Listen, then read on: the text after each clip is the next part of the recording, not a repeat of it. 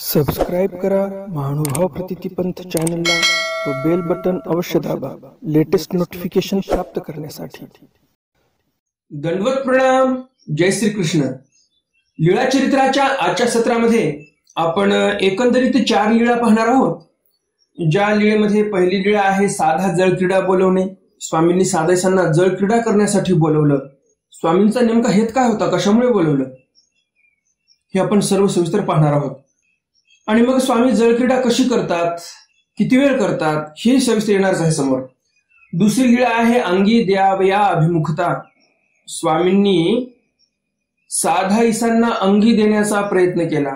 कुठली होती ती अंगी, अशी काय विशेषता होती त्या अंगीची जे स्वामी साधा ईसांना देत होते। मग ते साधा ईसांनी अंगी घेतली किंवा नाही हेही आपण सविस्तर पाहणार आहोत। तिसरी लीळा आहे नाथोबा तूप वाढणे। स्वामींनी नाथोबाला तूप वाढायला लावलं रेणायकाच्या हस्ते। आणि मग या प्रसंगावर स्वामी त्यांना काय निरूपण करतात, हेही अत्यंत महत्वपूर्ण निरूपण आहे। तुम्हाला हे निरूपण स्वामींचं ऐकायचं असेल तर व्हिडिओ शेवटपर्यंत पहा, तरच तुम्हाला ते स्वामींचे निरूपण व्यवस्थित समजेल। नाहीतर अर्धवट तुम्ही व्हिडिओ पाहिलात तर त्याचा पूर्ण लाभ तुम्हाला होणार नाही, अर्धवट ज्ञान होणार तुम्हाला। तर अत्यंत महत्वपूर्ण असं निरूपण स्वामी नाथोबांना करणार आहेत आणि ते तुमच्यासाठी फार महत्वाचं निरूपण आहे। चौथी लीळा आहे नाथोबा स्मरण विधान। स्वामींनी नाथोबांना स्मरणाचं विधान सांगितलेलं आहे। स्मरण कसं करावं या संदर्भामध्ये स्वामींनी खूप सुंदर असं, खूप छान असं निरूपण केलेलं आहे नाथोबांना। तर हे 4ही स्वामींचे चरित्र खूपच महत्वपूर्ण आहेत आणि हे 4ही चरित्र तुम्हाला नक्कीच आवडतील। आणि त्यामुळे लगेच या व्हिडिओला लाईक करा, जास्तीत जास्त आपल्या वाचनिक मंडळीपर्यंत हा व्हिडिओ शेअर करा, म्हणजे त्यांनाही या ज्ञानाचा लाभ होईल आणि त्यांच्याही ज्ञानामध्ये काहीतरी भर पडेल आणि त्यांच्या नित्यदिनीच्या जीवनामध्ये हे ज्ञान त्यांना नक्कीच लाभदायी ठरेल। कालच्या सत्रामध्ये मी 2 प्रश्न विचारले होते। ईश्वर नाही तर मार्ग जोडा, वसोचिनी बंधन तोडा या म्हणीचा अर्थ काय, आपण या म्हणीतून काय शिकलो पाहिजे, हा पहिला प्रश्न होता। आणि दुसरा प्रश्न होता उत्तरार्ध लीळा क्रमांक 178 मेंढूक भीत स्त्रिये भयनिवृत्ती वर्ण भाती रुची करणे, हे दुसरे चरित्र होतं। तर या दुसऱ्या चरित्रातून आपल्याला काय शिकायला मिळते, अत्यंत महत्वपूर्ण शिकवण आपल्याला शिकवलेली आहे देवाने या चरित्राच्या माध्यमातून। तर काय शिकलो पाहिजे आपण या चरित्रातून, हा दुसरा प्रश्न होता। आणि ह्या प्रश्नाचं उत्तर काय हेही आपण व्हिडिओच्या शेवटी पाहणारच आहोत। तुम्हाला सविस्तर या प्रश्नाचं उत्तर जाणून घ्यायचं असेल की नेमकं उत्तर काय होतं, तर व्हिडिओच्या शेवटपर्यंत तुम्ही राहा जुडलेले या चॅनल सोबत, तरच तुम्हाला या प्रश्नाचं उत्तर मिळेल। तर जास्त उशीर न करता चला तर आज काही नवीन ज्ञानार्जन करूया। दंडवत हो। मी ईश्वरदास महानुभाव सर्वांचं स्वागत करतो आपल्या महानुभाव प्रतिपंथ या युट्यूब चॅनलमध्ये। तुम्हालाही असेच ज्ञानवर्धक स्वामींचे व्हिडिओ दररोज ऐकण्याची इच्छा असेल तर हे चॅनल तुमच्यासाठी आहे, कारण या चॅनलवर दररोज स्वामींचे नवनवीन चरित्र अपलोड केले जातात, ज्या माध्यमातून तुम्हाला नवीन ज्ञान दररोज मिळते। आणि असे हे ज्ञानवर्धक व्हिडिओ तुम्हाला असं वाटत असेल की तुमच्याकडून सुटू नये तर लगेच या चॅनलला सबस्क्राईब करा, बेल बटन दाबा आणि ऑल ऑप्शन सिलेक्ट करा, म्हणजे भविष्यामध्ये तुमच्याकडून एकही स्वामींचं चरित्र सुटणार नाही। आणि तुम्ही जर या अगोदर चॅनल सबस्क्राईब केलं असेल तर पुनश्च चॅनल सबस्क्राईब करण्याची आवश्यकता नाही। आजचा लीळा क्रमांक आहे लीळा चरित्र उत्तरार्ध लीळा क्रमांक 179 साधा जळ क्रीडे बोलावणे। स्वामींनी साधा ईसांना जळ क्रीडा करण्यासाठी बोलवलेला आहे। गोसावी वेळीचाची पहारा एका जळ क्रीडे बीजे केले। स्वामी विळीचाचिया पहारा एका याचा अर्थ काय, तर विळीचाचा म्हणजे संध्याकाळच्या 1 प्रहर अगोदर, म्हणजे रात्र होण्याच्या 1 प्रहर अगोदरच, म्हणजे समजा 6 वाजता दिवस अस्ताला जात असेल, रात्र होत असेल, संध्याकाळ होत असेल, तर 1 प्रहर अगोदर म्हणजे 3 तास अगोदर, संध्याकाळच्या 6च्या अगोदरचे 3 तास म्हणजेच किती वाजले, तर दुपारचे 3। तर हे जे दुपारचे 3 आहेत, या दुपारच्या 3च्या दरम्यानच स्वामी जळ क्रीडेसाठी गेलेले आहेत। गोसाव्यासी लोंबता श्रीचरणी खडकावरी आसन झाले। स्वामी कुठे गेलेले आहेत, तर ते जळ क्रीडा करण्यासाठी म्हणजे नदीच्या पात्रात गेलेले आहेत बरं का। आणि तिथे गेल्यावर कशा आसनस्थ झालेले आहेत, खडकावर देव बसलेले आहेत.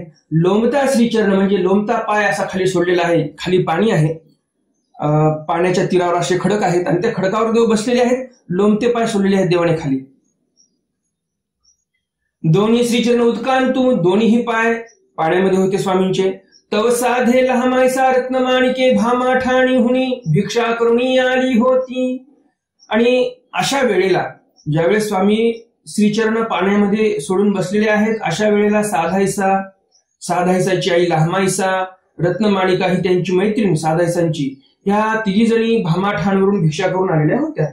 तो साधी गोसाविया ते देखिले, तेवढ्यामध्ये साधायसाने स्वामींना पाहिलं आणि साधे गोसाविया पासी आली, साधायसा स्वामींपाशी आल्या. गोसावी एकलेची असती, स्वामी एकटेच होते. आधी झोळी गोसावियासी दृष्टपूत केली, अगोदर स्वामींना साधायसाने झोळी दृष्टपूत केली. झोळी खडकावरी ठेवली, ती झोळी जी होती ती साधायसाने खडकावर ठेवली. मग गोसाव्यांच्या श्रीचरणा लागो बैसली, स्वामींच्या पाया पडण्यासाठी साधायसा समोर गेलेली आहे. आणि गोसावी श्रीचरण फांकिले, आणि स्वामींनी काय केलं, पायाशे फांकवले. जे पायाशे स्वामींनी जोडून ठेवले होते पाण्यामध्ये, आणि त्या पायांना नमस्कार करण्यासाठी साधायसा समोर गेली. आणि जसं साधायसा खाली मान वाकवतात, स्वामींनी पाय फाकवले, असे दूर केले पाय. आणि असे पाय दूर केल्यामुळे काय झालं, तर ते साधेचे तोंड चुबकळले, पाण्यामध्ये साधायसाचं तोंड गेलं. साधी म्हणतले हे काय जी, साधायचं म्हणतात हे काय जी, बरं हे असं काही बरोबर नाही. मी तुम्हाला नमस्कार करण्यासाठी आली होती, तुम्ही पाय असे बाजूला केले, माझं तोंड सरळ पाण्यात गेलं, असं का बरं केलं तुम्ही. गोसावी इखित हास्य केले, स्वामी थोडस हास्य करतात. इखित हास्य किंवा इक्षित हास्य याचा अर्थ काय, तर स्मित हास्य. स्वामींनी इथे स्मित हास्य केलेलं आहे. नाहीतर काही जण बघा तुम्ही असे हसतात की आजूबाजूच्या 4 घरांना ऐकू जाईल एवढं जोराने हसतात. तर स्वामी तसे नाही हसले, स्मित हास्य केलेलं आहे स्वामींनी. मग दोन्ही श्रीचरण मेळविले, मग पुन्हा स्वामी दोन्ही श्रीचरण जवळ करतात. मग श्रीचरणा लागली, मग साधायसा पाया पडल्या स्वामींच्या. मग सर्वज्ञ म्हणितले साधे हो या जळकेळी खेळो. स्वामी साधायसांना म्हणतात या आपण जळक्रीडा खेळूया. जी जी, साधायसा म्हणतात ठीक आहे. जळकेळी ते कैसी जी, पण ते जळकेळी म्हणजेच जळक्रीडा नेमकी असते कशी बरं. सर्वज्ञ म्हणते साधे हो हे उदकामध्ये गेलं, मग जळक्रीडा कशी खेळतात हे स्वामी साधायसांना व्यवस्थित समजावून सांगतात. पहिलं स्वामी साधायसांना म्हणतात, सर्वज्ञ म्हणते साधे हो हे उदकामध्ये गेला, आम्ही पाण्यामध्ये जाऊ, तुम्ही उदकामध्ये रिगा, तुम्ही पण पाण्यामध्ये या. मा हे तुमचे सिंपेल, तुम्ही या ते सिंपा. स्वामी म्हणतात आम्ही तुमच्या अंगावर पाणी टाकू अशा हाताने, तुम्ही असं दूर उभा राहा, आम्ही दूर उभा राहतो. आम्ही तुमच्या अंगावर असं हाताने पाणी टाकतो आणि तुम्ही आमच्या अंगावर हाताने पाणी टाका, असं पाणी उडवायचं असं अंगावर. तर अशा प्रकारे जळक्रीडा कशी असते हे स्वामी साधायसांना सांगतात. ह्या वाक्यावरून आपल्याला दुसरी एक अशी महत्वपूर्ण गोष्ट लक्षात येते. तुमच्या मुलांसाठी अत्यंत महत्वपूर्ण अशी गोष्ट आहे. कोणतीही गोष्ट मुलांना उगाच कर म्हणायची, त्यापेक्षा ती गोष्ट केल्यानंतर त्या गोष्टीचा फायदा काय आहे, ती गोष्ट नेमकी काय आहे हे सांगणं महत्वाचं आहे. साधायसांनी कसा प्रश्न केला, जळक्रीडा खेळूया, परंतु जळक्रीडा नेमकी असती कशी, बरोबर की नाही. जळक्रीडा नेमकी असते कशी हे समजली तर पाहिजे. तर अशाच प्रकारे आपण मुलांना सर्व समजून सांगितलं पाहिजे की ही गोष्ट केल्यानंतर याचा हा फायदा होतो, ही गोष्ट तुला भविष्यामध्ये या कामासाठी उपयोगात येणार आहे, आणि आताच जे तू शिक्षण घेत आहेस हे शिक्षण तुला भविष्यामध्ये काम येणार आहे. जसं उदाहरणार्थ एखादा त्रिकोण आहे, त्या त्रिकोणाचं डायमीटर काढायचं आहे, त्या त्रिकोणाचं क्षेत्रफळ काय आहे हे काढायचं आहे, भूमितीमध्ये शिकवतात. तर लेकरांना समजत नाही नेमकं की आम्हाला कशामुळे शिकवत आहेत. एखादं वर्तुळ आहे, त्या वर्तुळाचं क्षेत्रफळ काय आहे, चौकोन आहे, त्या चौकोनाचं क्षेत्रफळ काय आहे हे मास्तर लोक शिकवतात लेकरांना. आपणही मुलांना कधी काही अडचण आली तर आपणही मदत करतो लेकरांना, ते जे काही प्रश्न असेल ते समजवण्यासाठी. लेकरं शिकतात, परंतु लेकरांची रुची केव्हा वाढेल त्या गणितामध्ये, त्या भूमितीमध्ये, ज्यावेळेस तुम्ही त्यांना समजावून सांगणार की हे जे गणित आहे हे तुला भविष्यामध्ये तुझ्या जीवनामध्ये तुला कसं कामाला येणार आहे. आणि ज्यावेळेस त्या मुलाला समजेल, मुलीला तुमच्या समजेल की नेमकं हे भूमितीचा प्रकार आपल्याला भविष्यामध्ये काय उपयोगाला येणार आहे, तर तुमचे मुलं नक्कीच ध्यान देऊन ते भूमिती शिकतील. एक उदाहरण म्हणून भूमितीचं उदाहरण दिलं तुम्हाला मी. असे इतर जे काही विषय आहेत ते पण तुम्ही तसं समजावून सांगा की भविष्यामध्ये तुम्हाला ते काय कामाला येणार आहे. जसं एखादा त्रिकोण आहे, त्या त्रिकोणाचं क्षेत्रफळ काढायला सांगितलं मास्तरने, ते काढलंही, तर आता त्या त्रिकोणाचं जे क्षेत्रफळ तुमच्या मुलाने काढलेलं आहे ते त्याच्या जीवनामध्ये त्याला कधी उपयोगात येणार आहे, तर ज्यावेळेस कुठे त्याचं शेत असेल, कुठे एखादा प्लॉट असेल, तो प्लॉट त्रिकोणामध्ये आहे, शेत आहे, थोडासा कोस आहे शेताला, त्रिकोण आहे शेत, तर त्यावेळेस त्या शेताचं क्षेत्रफळ किती, तुमच्या प्लॉटाचं क्षेत्रफळ किती हे काढणं अवघड असते. आयताकृती प्लॉट असेल त्याचं क्षेत्रफळ काढणं सोपं आहे, चौकोनी प्लॉट असेल त्याचं क्षेत्रफळ काढणं सोपं आहे, तुमचं शेत चौकोनी असेल, आयताकृती शेत असेल त्याचं क्षेत्रफळ काढणं सोपं आहे, परंतु त्रिकोणाचं काढणं थोडंसं अवघड जाईल. तर मुलांना शिकवा की हे आपल्याला पुढे भविष्यामध्ये तुलाच कामाला येणार आहे. काही शेत घ्यायचं असेल, कुठे स्वतःचं शेत असेल, कुठे प्लॉट असेल, तर त्याचं क्षेत्रफळ आपल्यालाच काढता येईल हे शिकवा त्याला. तर त्याची रुची वाढेल त्या विषयामध्ये, त्या प्रश्नांमध्ये, की आपल्याला हे कुठे ना कुठे भविष्यामध्ये उपयोगात येणार आहे. तर हे उदाहरण दिलं मी तुम्हाला, असे भरपूर काही उदाहरणं आहेत. तर हे तसं शिकवा तुम्ही तुमच्या मुलांना. उगाच नका म्हणत जाऊ की माझा मुलगा अभ्यास करत नाही, माझी मुलगी अभ्यास करत नाही. तर त्यांची रुची वाढली पाहिजे, असं काहीतरी करावं लागणार आहे. नाही तर उगाच हे कर म्हटलं की त्या मुलाने करावं, त्या मुलाला समजत नाही की हे कशासाठी करतोय मी, माझ्यासाठी काय फायद्याचं आहे की तोट्याचं आहे काही माहिती नाही.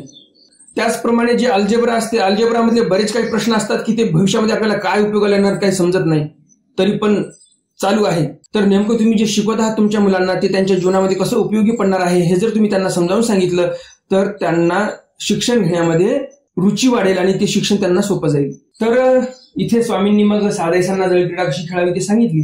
साधायसा म्हणतात ठीक आहे हो काजी. तो लहामाईसे बोबाव लागली, लहामाईसा लागली ओरडायला, येल्लो ये येल्लो ये. लहामाईसा म्हणतात येल्लो ये बर लवकर, किती वेळ थांबतेस तिकडे. मग सर्वज्ञ म्हणतील साधे हो, जी जी तुमची माता बोलावीत असे. स्वामी साधायसांना म्हणतात साधे हो तुमची आई बोलवत आहेत, जा बर लवकर. गेली साधायसा गेली. काओ बोबात अससी. साधायसा म्हणते आईला कशाला ओरडत आहेस बरं तू, माते गोसावी जळकेळी खेळाव्या बोलवितात ती. इथे तुम्हाला असं नका वाटू देऊ की आईला साधायसा कशी बोलते, कशाला बोबात अससी म्हणजे कशाला बोंबलत आहेस. यामध्ये वाईट काही नाही. कशामुळे तर त्या काळातली ती भाषा होती तशी. आताच्या काळामध्ये जर कुणी कोणाला म्हटलं ए काय बोंबलतोस रे तू, तर राग येतो, परंतु त्या काळातील भाषा अशीच होती. आणि साधायसा म्हणते का ग आई तुम्हाला बोलवतेस, स्वामी मला तिकडे जळक्रीडा खेळण्यासाठी बोलवत होते. मग झोळी तयाचा हाती दिली. साधायसांनी झोळी मातेच्या हातामध्ये दिली. मग कासोटा दाटून आली, कासोटा बांधला आणि आली. काजी सर्वज्ञ म्हणते झाले नव्हे साधे हो आता जा. साधायसा आल्या तर स्वामी इकडे जळक्रीडा खेळायला तयार नव्हते. आता स्वामी म्हणतात झाले नव्हे साधे हो, आम्हाला फक्त बघायचं होतं तुम्ही हो म्हणता किंवा नाही, बस तुम्ही हो म्हणालात सर्व आलं त्यामध्ये, बस एवढंच स्वामी म्हणतात. आणि झाले नव्हे साधे हो म्हणतात, आम्हाला सर्व समजलं की तुम्ही आमच्या प्रवृत्तीला विखो आहात, तुम्ही आमच्या प्रवृत्तीला पात्र होता, असं स्वामी त्यांना म्हणतात. आता जा, तुम्ही आता जा, आम्हाला समजलं की तुम्ही आमचे आज्ञाधारक भक्त आहात, असं स्वामी म्हणतात. आणि साधायसाला पाठवतात परत. उत्तरार्ध लीळा क्रमांक 180. तथा अंगी द्याव्या अभिमुखता. अंगी देण्यासाठी स्वामी तयार होतात साधायसांना. गोसावी सोरटी जाडीची अंगी लेवणी, विळीचा वेळी डोंबाईचा अंगणी उभे असती. आता पण राजमठाच्या उत्तर दिशेला एक स्थान आहे आपलं, ज्याला डोंबाईचं स्थान असं बोलतात. तर तिथे एक डोंबाईचं देऊळ होतं. डोंबाई नावाची ग्रामदेवता होती आणि त्या देवतेच्या नावावरूनच डोमे ग्राम असं नाव पडलेलं होतं. तर त्याच डोंबाईच्या अंगणामध्ये, त्या डोंबाईचं जे देऊळ होतं त्या देवळाच्या अंगणामध्ये देव सोरठी जाडीची अंगी घालून उभे होते. तो साधे आली, तिथे साधायसा आल्या. दंडवते घातली श्रीचरणा लागली. स्वामींना त्यांनी साष्टांग दंडवत घातले, पाया पडले आणि अंगी होते ऐसी पाहिली. आणि साधायसा अंगीकडे पाहतात स्वामींच्या. जी हे अंगी कायसी आची, साधायचं म्हणतात जी हे अंगी कशाची आहे बरं? हे जे तुम्ही सदरा घातलेला आहे हा कशाचा आहे? साधे हो हे सोरठी जाडीची अंगी. स्वामी म्हणतात साधे हो ही जाडी सोरठी जाडी आहे आणि त्या जाडीपासून तयार केलेली अंगी आहे. ऐसे कैसी सोरठी जाडीची तर हे तो पोटळी ऐसी दिसतीये. साधायचा म्हणतात अशी कशी ही सोरठी जाडी? ही तर मला साधारण कपड्याची जाडी दिसत आहे, ही तर मला साधारण वस्त्राची अंगी दिसत आहे, किंवा पाठभेदाने पाटावाची शब्द आलेला आहे. तर साधायचं म्हणतात ही मला सोरठी जाडी नाही वाटत अंगीची. जो अंगी शिवण्यासाठी कपडा वापरलेला आहे ती सोरठी जाडी नाही, हे तर मला रेशमी वस्त्र वाटत आहे असं साधायचं म्हणतात. सर्वज्ञ म्हणते साधे हो हे अंगी तुम्हासी देव. स्वामी म्हणतात साधे हो तुम्हाला ही अंगी आम्ही देऊन टाकावी का? घ्या, आम्ही तुम्हाला हे अंगी प्रसन्न होऊन देत आहोत. नाजी हे गोसावी याची बरवी साजतीये. साधायचं म्हणतात आम्ही घेऊन काय करणार? ही अंगी स्वामींच्याच अंगावर शोभून दिसत आहे, आम्ही घेऊन काय करणार आहोत? सर्वज्ञ म्हणते येथोनी तरी आणि काशी देई जेल की. स्वामी म्हणतात आम्ही एरवी तरी कोणाला तरी देऊनच टाकणार आहोत, त्यापेक्षा तुम्ही घ्या. नाजी साधायचं म्हणतात आम्ही नाही घेणार. हे गोसावियाची बरवी साजतीये हे स्वामींच्याच अंगावर शोभून दिसत आहे आणि त्यामुळे ही अंगी स्वामींच्याच अंगावर राहिली पाहिजे असं साधायचं म्हणतात. उत्तरार्ध लीळा क्रमांक 181. नाथोबा तूप वाढणे. नाथोबांना तूप वाढलं. एकू दिवशी गोसावियासी रेणायकाच्या आवारी पूजा सुरू झाला. एके दिवशी रेणायकाच्या आवारामध्ये स्वामींचा पूजा अवसर झालेला आहे. गोसावियासी ताट केले. स्वामींसाठी ताट तयार करण्यात आलं. भक्तजना वाढले. भक्तजनांना पत्तरवाळ्यावर वाढलं जेवण्यासाठी. गोसावी आरोगण करीता ती स्वामी आरोगण करत होते. नाथोबा आपोसन धरुणी उगेची. नाथोबांनी काय केलं? संकल्प सोडला आणि उगेच बसले, काही जेवण चालू केलं नाही. सर्वज्ञ म्हटले जेवाना कांगा मंडळिका. स्वामी म्हणतात मंडळिकांना नाथोबांना तुम्ही जेवण का बरं चालू केलं नाही? जेवण करा चालू. जी तूप वाढावे असे. नाथोबा म्हणतात जी आमच्या ताटात तूपच नाही वाढलं, चुकून राहिलो आम्ही मागेच. आणा तूप. आणि हे बोलणं रेणाईक ऐकतात. स्वामींचं आणि नाथोबांचं हे जे बोलणं होतं हे रेणाईकाने ऐकलं आणि रेणाईक बोबायले. रेणाईक ओरडतात मग तया तूप वाढिले. काय ओरडतात रेणाईक? आणा तूप म्हणतात. लवकर तूप आणा, इथे तूप वाढायचं राहिलेलं आहे. आणि लगेच तूप आणलं आणि वाढलेलं आहे. मग तया तूप वाढले. नाथोबांना तूप वाढलं. सर्वज्ञ म्हणते तुम्ही महात्मे किंगा तुम्ही पात्री पडिले ते भोजन करावे की. स्वामी मग नाथोबांना निरूपण करतात तुम्ही महात्मे आहात आणि तुमच्या पात्रामध्ये जे पडलं पात्री पडिले ते भोजन करावे की. जे पात्रात पडलं त्याचं तुम्ही भोजन केलं पाहिजे. हे राहिलं ते राहिलं, मला हे आणा मला ते आणा असं म्हणायला नाही पाहिजे असं स्पष्ट स्वामी नाथोबांना निरूपण करतात. मग गोसावी रेणायका करविते अशी ठोंबरा वाढवू लागले. मग नंतर स्वामी रेणायकाला सांगतात की आमच्या नाथोबांना ठोंबरा वाढा. ठोंबरा म्हणजे काय? ज्वारी भरडणे, ज्वारीच्या कन्या करणे आणि शिजून खाणे, त्याला ठोंबरा असं बोलतात. तर ते निराकरिती रेणायकाले ठोंबरा घेऊन, परंतु नाथोबा काय ते ठोंबरा घ्यायला तयार नव्हते. तर ते निराकरिती. नाथोबा निराकरण करत होते, नाथोबा घ्यायलाच तयार नाही.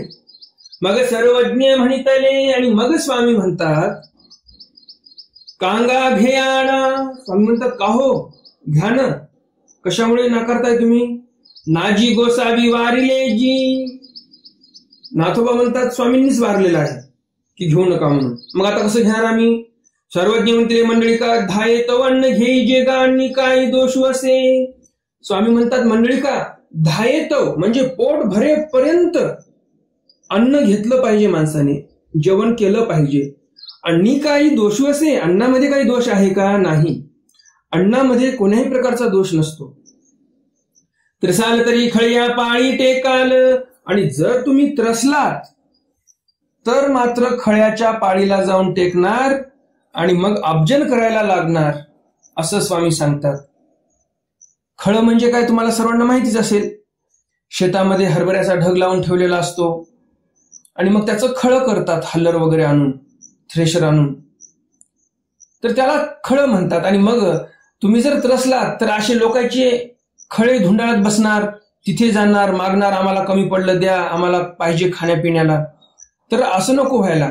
पोटभर अन्न खायचं आणि मस्त देवधर्म करायचा, असं स्वामी नाथोबांना निरूपण करतात. आणि जर तुम्ही त्रसाल, जर पोटभर नाही खाल्लं तर तुम्ही त्रसाल, आणि त्रसलात तर मग खळ्याच्या पाळीला जाऊन बसणार, तुम्ही अब्जन करण्याच्या मागे लागणार. मग गोसाव्यासी आरोगण झाली, गुळा झाला, विडा झाला. मग स्वामींची आरोगणा झाली, गुळा झाला, विडा झाला, आणि मग गोसावी मढासी बीजे केले. मग स्वामी मढाकडे गेले. जे स्वामींनी सांगितलेलं आहे, धायेतो अन्न घेईजे, याचा अर्थ काय? अन्न घ्या पोटभर, परंतु जे विखो पदार्थ आहेत तसे घ्यायचे नाही. बरं, स्वामींना काय अभिप्रेत आहे? इथे फक्त अन्न, नशुद्ध अन्न. इथे काय आहे? वाढायला पंक्तीमध्ये ठोंबरा आहे, ज्वारीच्या कण्या आहेत, आणि म्हणून ते म्हणतात हे अन्न आहे, पोटभर घ्या. नाहीतर खूपच मिष्टान्न असेल भरपूर आणि तेही अन्न आहे आणि ते घ्या, असा अर्थ नाही. जे मिष्टान्न आहे त्याला मिष्टान्नच म्हणतात. ते जे मिष्टान्न आहे ते विखो पदार्थ आहेत, त्यांच्यामध्ये रस भरपूर असतो. तसं या ठोंबऱ्यामध्ये काही आहे का? ज्वारीच्या कण्या पोटभर खाल्ल्या तर ते तुम्हाला बाधतील का? नाही. किंवा ज्वारीच्या कण्या तुम्ही पोटभर खाल्ल्या म्हणून तुमच्या जिभेला चटक लागली आणि आता तुम्हाला ज्वारीच्या कण्याच खावाशा वाटत आहेत, असं कधी होते का? ज्याप्रमाणे आपण मागे एक चरित्र पाहिलं, चांगलं घोटलेलं दूध, भात हे स्वामी प्रसाद देतात एक घास भटोबासांना, तर ते दूध चांगलं खमंग असं घोटलेलं दूध होतं आणि त्याच्यामध्ये भात, असं खूपच खमंग प्रसाद लागला भटोबासांना. आणि ते एक घास खाल्ला की भटोबास कसे म्हणतात की जिव्हे डाव पडिला, जिभेला चटक लागली या प्रसादाची, असं म्हणतात भटोबास. तसं कोणी या ज्वारीच्या कण्याची म्हणेल का की मला चटक लागली? नाही. तर हे नशुद्ध अन्न आहे, असं अन्न खायला काही हरकत नाही, देव म्हणतात. असं अन्न पोट भरून खा, तुम्हाला कोणत्याही रुजा होणार नाही, तुम्हाला कोणते रोग होणार नाही, तुमचं फॅट वाढणार नाही, तुम्हाला बीपी होणार नाही, तुम्हाला शुगर होणार नाही, तुम्हाला काहीच होणार नाही, निरोगी राहाल तुम्ही. या ज्वारीच्या कण्याचा एवढा फायदा आहे. ज्वारीच्या भाकरी खा, कण्या खा, काय खायचं ते खा. ज्वारी एवढी शरीरासाठी चांगली असते, अपायकारक बिलकुल नाही. आणि म्हणून देवाने इथे ते कण्या पोटभर खाण्यासाठी सांगितल्यात. नाहीतर तुम्हाला असं वाटेल की मिष्टान्न पण भेटलं, खा पोटभर, देवाने सांगितलं, असा अर्थ नाही. तर समजलं असेल तुम्हाला व्यवस्थित चरित्र. आता पुढच्या चरित्राकडे वळूया आपण. उत्तरार्ध लीळा क्रमांक 182, नाथोबा स्मरण विधान.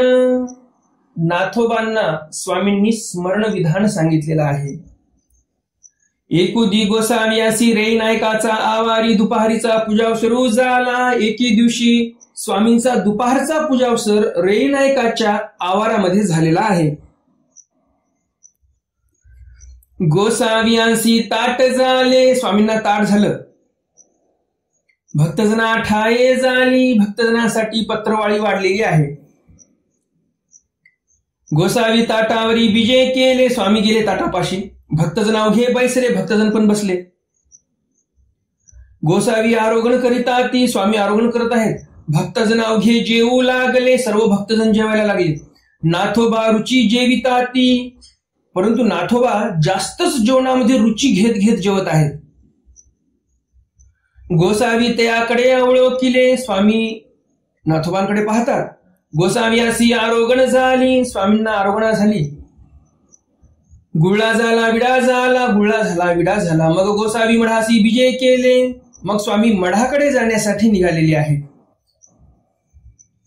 रैनायकाच्या आवारामागे गोसावी उभे राहिले. रैनायकाच्या आवाराच्या मागे स्वामी थोडे वेळ उभे राहतात. मग गोसावी नाथोबा ते म्हणितले. मग स्वामी नाथोबांना म्हणतात, मंडळिका जेविता हे तुम्हा आठवत होते. स्वामींनी फार महत्वाचा प्रश्न केला नाथोबांना.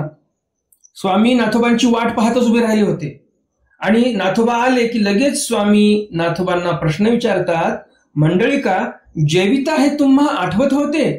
तुम्ही जेवण करत असताना आम्ही तुम्हाला आठवत होतो का? म्हणजे तुम्ही आमचं स्मरण करत होतात का? असा प्रश्न स्वामींनी इथे नाथोबांना केलेला आहे की एवढं तुम्ही रुची घेऊन जेवण करत होतात, तर त्या जेवणामध्ये आमचंही स्मरण करत होतात का तुम्ही? नाजी नाही. नाथोबा म्हणतात, नाजी नाही, आम्हाला तुमचं स्मरण होत नव्हतं. सर्वज्ञ म्हणितले स्वामी म्हणतात, तुम्हा सैनासनी भोजनी परमेश्वरू व्हावा किंगा. स्वामी त्यांना मग म्हणतात, तुम्हाला शयनासनी म्हणजे शयन म्हणजे झोपताना पण परमेश्वराचं स्मरण झालं पाहिजे, आसनी म्हणजे बसल्या असताना पण तुम्हाला स्मरण झालं पाहिजे, आणि भोजनी म्हणजे जेवण करत असताना पण तुम्हाला परमेश्वराचं स्मरण झालं पाहिजे. ऐसे निरोपिले, असं स्वामींनी त्यांना निरूपण केलं. मग मढासी बीजे केले. मग स्वामी मढाकडे गेलेले आहेत.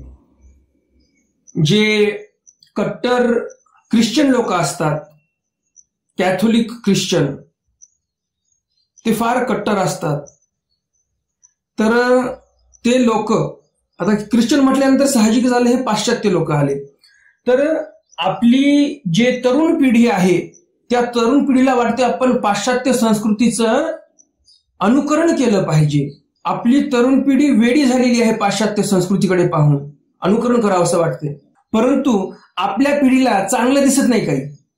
हे जे कॅथोलिक ख्रिश्चन असतात हे एवढे कट्टर असतात, कितीही जवान मुलगा असो मुलगी असो काही असो, जेवण करण्याच्या अगोदर ते लोक प्रेयर करत असतात की हे येशू, हे सर्व आम्हाला जेवण खावण जे काही आहे हे तुमच्यामुळे मिळत आहे, आम्ही तुमचे आभारी आहोत, ही आठवण करतात. मग आपल्या मुलांना हे शिकवा की आपण आपल्या देवाला विनंती केली पाहिजे, आपण आपल्या देवाचं स्मरण केलं पाहिजे. तुम्हाला त्यांचे फॅशन्स जसे आवडतात, ते जे काही देवधर्म करत असतील त्यांचा जे काही देवधर्म असेल, चर्चमध्ये जाणे, दर रविवारी ते चर्चमध्ये जातातच, जास्त वेळ तिथे घालतातच, बायबल वाचतातच. ते जसे त्यांच्या धर्मासाठी वेळ काढतात तसाच वेळ आपल्याही मुलांनी काढला पाहिजे ना, हेही त्यांना शिकवा. पाश्चात्य संस्कृतीचं जसं उड्या मारण्याचं तुम्हाला अनुकरण करावं असं वाटते, नाचण्याचं अनुकरण करावं असं वाटते, चांगल्या त्यांच्यासारख्या गाड्या हव्या अशा वाटतात, त्यांची लाईफस्टाईल आवडते. मग ते लोक जे काही त्यांचा देवधर्म करत असतील त्याप्रमाणे तुम्ही आपला आपला देवधर्म करा ना. हप्त्यातून एक दिवस तरी किमान मंदिरामध्ये गेल्यानंतर एक दुपारची आरती किंवा संध्याकाळची आरती अटेंड करून या. आपली उपस्थिती दर्शवा मंदिरामध्ये. काही शिका आपल्या धर्मग्रंथांमधलं. ते लोक जसे बायबल वाचतात, अनुकरण करायचे तर सर्वच अनुकरण करा, व्यवस्थित, जे काही व्यवस्थित वाटेल तेच, बरं का. सर्वच म्हणजे सर्वच करा असं नाही म्हणत मी. तुम्ही जे काही अनुकरण करत आहात आता पाश्चात्य संस्कृतीचं, तर मग त्याप्रमाणे देवधर्मही करा. ते लोक जसे दर रविवारी चर्चमध्ये जातातच, तसं तुम्हीही एक दिवस ठरवा, तुम्हीही देवधर्म करायला शिका. एक पायरी तर चढा देवधर्माची. नाहीतर हल्ली आपण पाहतोच सर्व इलेक्ट्रिकचे घंटानाद चालू आहेत मंदिरांमध्ये. घंटा वाजवायला मंदिरामध्ये माणूस नाही, झांज वाजवायला मंदिरामध्ये माणूस नाही, नगारा वाजवायला मंदिरामध्ये माणूस नाही. तर इलेक्ट्रिकचे नगारे आलेत, इलेक्ट्रिकचे घंट्या, इलेक्ट्रिकचे घड्याळी, इलेक्ट्रिकच्या झांजी, बटन दाबले की सर्वच वाजायला चालू होते. तर हे आपल्या समाजाच्या अधपतनाची घंटा आहे. काही वर्षानंतर तुम्हाला ते लक्षातही येईल. आता मी बोलत आहे परंतु भविष्यामध्ये तुम्हाला त्याचे परिणाम लक्षात येतील. आपल्या समाजाचं अधपतन व्हायला लागलेलं आहे. आपला समाज रसातळाला जाण्यासाठी काही एक वेळ लागणार नाही. आपण जर आता जागरूक झालो नाही तर. आताही वेळ गेलेली नाही. आताही कधीतरी जे काही तुमच्या आजूबाजूला घराच्या जे काही 4 घर उपदेश असतील, कधीतरी एका जागी बसा, देवपूजा एका जागी आणा, देवपूजा नमस्कारा. तुम्हाला सांगता येत नसेल पोथी तर असे हे आपल्या चॅनलवर लीळा चरित्र चालूच असते. सर्वजण एका जागी बसून ऐका. दिवसातून सोडून द्या, हप्त्यातून एक दिवस ठरवा, काहीतरी चिंतन मंथन करा की आपण आपल्या महानुभाव पंथाच्या वाढ वृद्धीसाठी काय करू शकतो, यावर कधीतरी चिंतन करा. तुम्ही तुमच्या प्रपंचाचं तर चिंतन करतच आहात. हप्त्यातून 1 तास काढा महानुभाव पंथासाठी. कसं आपला महानुभाव पंथ आपल्याला वाढवता येईल आणि लोकांना शिकवण्यापेक्षा आपल्या घरात आपण कसं पहिलं सुरुवात करू शकतो याचा विचार करा. आपल्या घरातला प्रत्येक सदस्य हा व्यवस्थित देवधर्म करणारा झाला पाहिजे. महानुभाव पंथाचे जे काही नियम आहेत त्या नियमाचं पालन करणारा झाला पाहिजे. सुरुवात आपल्या घरापासून करा, तरच आपण लोकांना सांगू शकू. जर तुम्ही चांगलं वागलात तर तुम्हाला सांगण्याची आवश्यकता पडणार नाही. लोक तुमच्याकडे पाहूनच वागायला लागतील. आणि जर सांगायची गरज पडलीच तर सांगा पण. परंतु हे जे आपण ईश्वराचं कार्य आहे हे आपल्या खांद्यावर घेतलंच पाहिजे. हे ईश्वरीय कार्य आहे. महानुभाव पंथ वाढवणे, वाढवृद्धीसाठी प्रयत्न करणे हे पण एक ईश्वरीय कार्य आहे. तुम्ही घर बसल्या महत् पुण्य कमावू शकता. कारण की स्वामींनी सांगितलेलं आहे, दुसऱ्या धर्मातून काढून जर आपल्या परधर्मामध्ये जर तुम्ही लावलं, ईश्वर धर्माला जर लावलं, तर तुम्हाला ईश्वर प्रेम देतील. महादोबा भक्तासारखं, उद्धव देवासारखं, बाईसांसारखं फार मोठा प्रेमोपाय आहे हा. तुम्हाला जर असा प्रेमोपाय करून घ्यायचा असेल तर असे काही नियम पालन करा. तुम्ही चांगलं वागा स्वतःही आणि 4 लोकांना आपला पंथ समजावून सांगण्याचा प्रयत्न करा. पहिलं आपण समजावून घ्या बरं का. पहिलं स्वतः तुम्ही समजावून घ्या आणि नंतर तुम्हाला ज्यावेळेस वाटेल की आता मी मजबूत झालेलो आहे, त्यावेळेस मग एखादा अनुकूल वाटलाच व्यक्ती तर त्यांच्यापाशी बोलायचं, थोडंसं त्यांच्याशी संपर्क वाढवायचा. कधी घरी या म्हणायचं, कधी देवपूजा, आपल्या देवपूजेचा परिचय करून द्यायचा. म्हणजे जवळीक वाढवायची. एकदमच त्यांना नाही म्हणायचं की चला उपदेश घ्या. हळूहळू जवळीक वाढवायची. मंदिरात न्यायचं, कधी हळूहळू मंदिरात न्यायचं, कधी कोण्या मार्गात न्यायचं, मार्ग दाखवायचा. हे पण फार मोठं कार्य आहे. देव एवढे तुमच्यावर प्रसन्न होतील की ते शब्दात मी सांगू शकत नाही. एवढे देव तुमच्यावर प्रसन्न होतील की माझा भक्त, जो माझा वारसा आहे तो चालवत आहे समोर, जे माझं कार्य आहे ते माझं कार्य माझा भक्त पुढे नेत आहे. फार संतोष वाटेल परमेश्वराला तुमच्या या कार्याचा. तर मला एवढंच तुम्हाला सांगायचं होतं. आणि हे जे चरित्र आपण पाहिलेलं आहे की देवाचं स्मरण करा, देवाने सांगितलं, तर हेही अनुकरण करा. तुम्ही देवाचं स्मरण करा. ज्यावेळेस तुम्ही भोजन करत आहात, खूपच स्वादिष्ट आणि रुचकर पदार्थ तुम्हाला ताटामध्ये वाढलेला आहे आणि देवाला त्यावेळेस तुम्ही अभिवादन करा की हे देवा, हे सर्व तुमची करणी आहे. हे जे अन्न चांगलं मला खायला मिळत आहे, हे सगळी तुमची देण आहे. तुमच्या कृपा प्रसादाने आम्हाला जे काही मिळत आहे ते आहे. नाहीतर आमची तर काही लायकी नाही की आम्ही एवढं कमावून खाऊ शकू.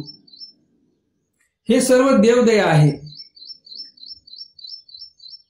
अशी कुठेतरी मनामध्ये तुम्ही कृतज्ञता बाळगा आणि परमेश्वराचं स्मरण करा. असं परमेश्वराचं स्मरण करत जर तुम्ही जेवाल तर तुमचं जेवणही सात्विक होऊन जाईल, तुमची प्रकृतीही सात्विक होऊन जाईल. फायदाच फायदा आहे, तोटा कुठेही नाही. तर परमेश्वर असे बसले तुमच्यासाठी फायदा करून देण्यासाठी. तुम्हाला किती फायदा करून घेता येतो तो तुमच्यावर अवलंबून आहे. तर असो, हे 4ही चरित्र तुम्हाला नक्कीच समजले असतील चांगल्या प्रकारे आणि आवडलेही असतील. आणि अजून जर तुम्ही या व्हिडिओला लाईक केलं नसेल तर लगेच या व्हिडिओला लाईक करा. जास्तीत जास्त आपल्या वासनिक मंडळीपर्यंत हा व्हिडिओ शेअर करा, म्हणजे त्यांनाही हे ज्ञान प्राप्त होईल आणि त्यांच्याही ज्ञानामध्ये भर पडेल. तर आता पाहूया आपण कालच्या सत्रातील प्रश्न, त्याचं उत्तर. कालच्या सत्रातील प्रश्न होता, ईश्वर नाही तर मार्ग जोडा, वसोचेनी न्याय बंधन तोडा. या म्हणीचा अर्थ काय? आपण या म्हणीतून काय शिकलो पाहिजे? या म्हणीचा अर्थ काय आहे?